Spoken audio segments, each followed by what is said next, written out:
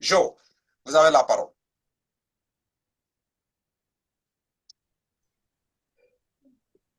Merci, Monsieur Camara, de me donner la parole. Bon, dans un premier temps, je salue tous les auditeurs de priorité, auditrices et tous mes amis qui sont dans le panel.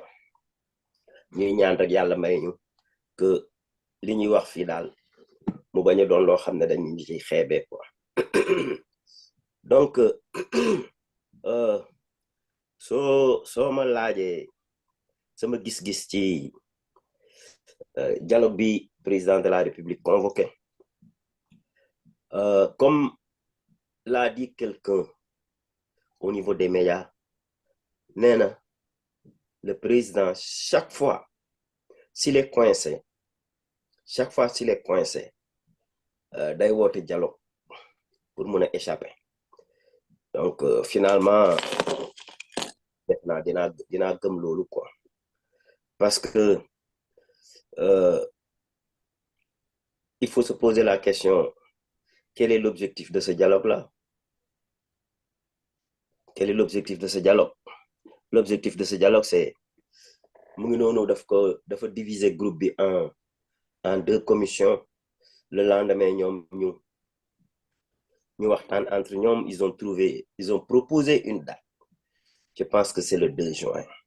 Donc si le président était courageux, su dee dafa amoon fit, je pense que jarul sax def dépense d'énergie bi ak dépense xaalis bu toll noonu, tu vois. Mënoon na rek comme moom le 2 le bëgg mu am, mu ne bon, on fait l'élection le 2 juin et puis et basta, ku nekk dem yoonam mu jeex, jarul sax déplacer plus de 200 personnes, 300 personnes pour ça. Donc moi je pense que on peut dire tout ça pour ça. Te lii yëpp xam nañ fan lañ jëm. Donc ils vont créer le flou. Donc ils cherchent à gagner du temps et à pousser ceux qui sont de l'autre côté à faire des erreurs. Parce que gis nga li xew ci affaire la dame qu'on a agressée là, su doon dëkk bi ñu nekk nii opposition bi def ko ñàkk ko def, ils vont perdre les élections. Su doon États-Unis Pastef jeexal na, xanaa leneen lay uti, te pourtant deful dara. Donc moo tax ma ne ñi nekk beneen côté bi muy Pastef, opposition en général, nañ def très attention. Les gars, ils ont repoussé la date de l'élection pour se refaire en même temps, pour que les autres fassent des erreurs. Heureusement dañ nekk dëkk boo xam ne nit ñi suñu xasee ba gëm rek gëm nañ la. Su doon États-Unis moom Pastef élection fini, xanaa beneen la ñuy wax mais du bii, tu vois, mu nekk dëgg mu ñàkk nekk dëgg, ñoom duñu fooye yooyu. Gis nañ fi kii le monsieur là, te jabaram, famille jabaram moom ñu moom kii alimentaire boobu là, les ketchup et les moutardes là, Heinz lañ koy xawma, moom lan la daanwee dañu ne marché noir la doon fayee mbindaanam. Il a perdu les élections comme ça. Est-ce que tu vois? Donc moo tax l'opposition doit faire très attention. te ñii dañuy bëgg a defaru, lu ñuy defaru c'est pour amener aussi Macky Sall dans la course. Ensuite, pour dégager certaines personnes, ils vont amener et dégager. Kan la ñuy dégager? Peut-être Sonko, peut-être Diomaye Faye. Donc parce qu'ils ont dit qu'ils vont tout recommencer. ci recommencer bi nag lu nekk xëj na si. Donc xam nga dama xool ba caag ma ree quoi, ma ne xam nga ku ñëwoon indi ay berlier, ay camion, gis nga ñi nekkoon ci kii bi yëpp dans la salle là di dialogue la, ñooñu ñëpp mu yóbbu leen kaso, Sénégal nekk normal. ñooñu ñooy séddoo suñu alal ñi nekkoon ci biir kii bi foofu charlatan yaa ngi woon foofu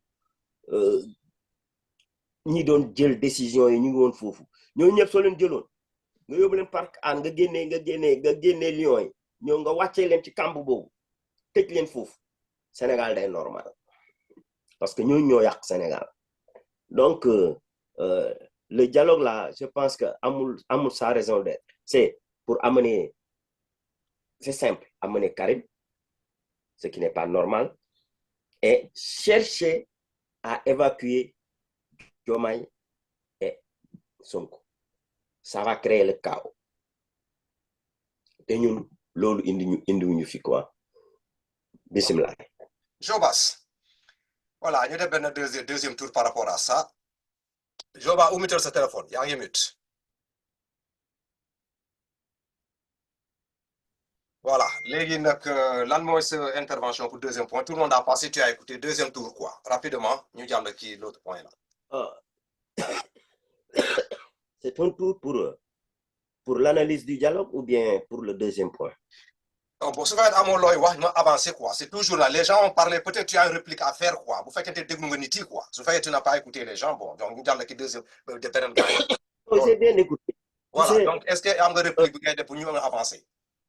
Bon, le dialogue là, moi je pense que c'est seulement pour gagner du temps. C'est pour gagner du temps, comme je l'ai dit,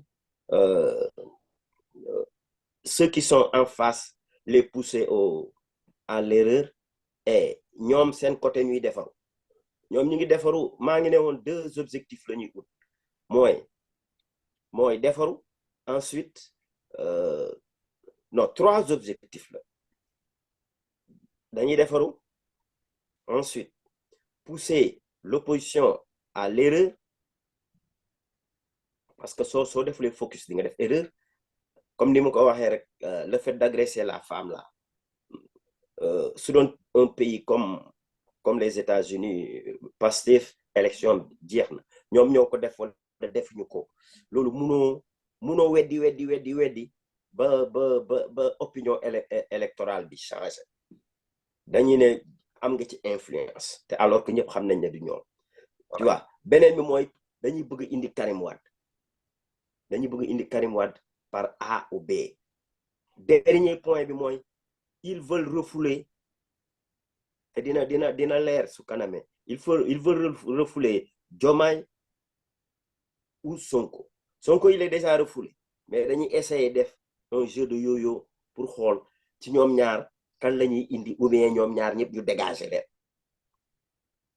là le pays va rester dans le chaos le pays va entrer dans le chaos su entrer dans le chaos nag fekk y a une vacance du pouvoir donc Macky va s'autosaisir ne moom mooy rester foofu ba abadan donc suñu dëkk bi yàqu alors que ñaanuñu loolu donc si je passe au deuxième point.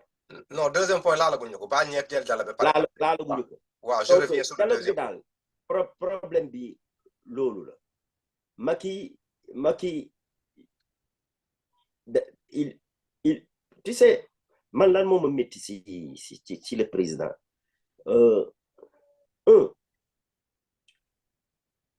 il se prend pas comme le chef de l'État moom nit ñi dafa xeeb boppam alors que on lui a tout donné deux moom en retour nawlooñu ñun duñu ay nawle si moom il parle avec arrogance il parle comme si on était des élèves de l'école primaire tu vois tu dis waaye man doyal naa sëkk un président ne parle pas comme ça ñoom Macron yi ko gën a jeune sax il parle pas comme ça tu vois doyal nga sëkk on t'a tout donné pendant 12 ans on t'a tout donné moo tax je n'aime pas revenir sur ça sama grand bi yàlla na ko yàlla yërëm le copain à son oncle là à Pikine nu mu tudd le maire de Pikine là mon grand frère a été son ami xaw ma ndax moom dafa mës a dëkk Wakinaan ou pas nee na il était étonné bu mu gisee Macky Sall nekk président de la République tu vois mu ne woy boy bi je veux pas utiliser le concept boy bu see bi mooy président Sénégal léegi tu vois donc ça veut dire quelque chose parce que da doon dajeeg moom Macky su demee vacances Pikine daal foofu Pikine day dajeeg moom foofu kër kii kër nijaayam bi le maire de Pikine là donc bon yàlla dara yàlla mooy bind dara ci bu jiwu nit ki su ne da koy doon kenn mënu si dara